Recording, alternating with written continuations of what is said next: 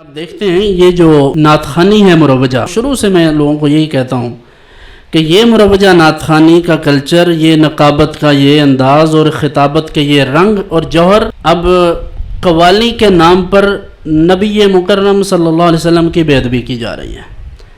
کہتے ہیں کہ جتھے جا کے بہ رہے ہوں اتھے تیرا کی ہے، یہ حضور کے لیے یہ الفاظ، اس کا کیا مطلب ہے؟ حضور کہاں گئے ہیں؟ بولتے وقت سوچ بھی نہیں رہے کہ ہم کیا بول رہے ہیں؟ حضور کی ذات گرامی کے لیے اس طرح کے الفاظ، اور کمال تو یہ ہے کہ کوئی پیر ہے وہاں اور وہ پیسے پھینک رہا ہے اس پر، لیکن میں صدقے جاؤں اس قوم کے جو پھر بھی ان کو مانتی ہے۔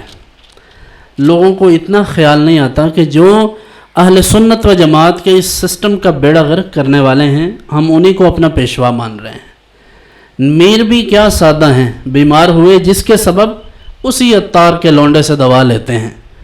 ہماری سادگی کا یہ عالم ہے کہ وہ پیر اور مولوی جو ہمیں لوٹتے ہیں، ہم پھر ان کو جا کہتے ہیں کہ جناب مشکل کشائی کر دیں ذرا، وہ کہتے ہیں ہاں بالکل کریں گے۔ اسی طرح وہ جیسے جیسے لوگوں کا نفسیات ہے وہ سمجھتے ہیں کہ کس کو کس طرح پھنسانا ہے، اور یہی حال نعت خوانی کے ساتھ ہے۔ ایک طرف خالصتاً دین ہے جو ڈائریکٹ حضور صلی اللہ علیہ وسلم سے منقول ہے، یعنی یہ احادیث، یہ فقہ کے مسائل، یہ خالص دین ہے، اور دوسری طرف کیا ہے؟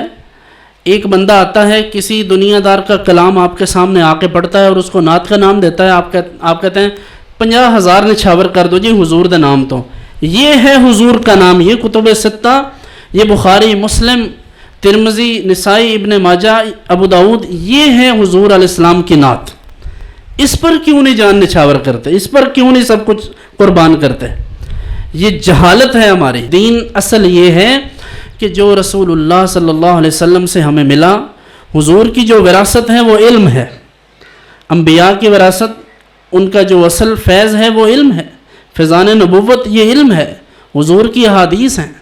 لیکن جو بدتمیز اٹھتا ہے، اٹھ کے جو پڑھتا ہے، قوم اس پر پیسے نچھاور کرتی ہے۔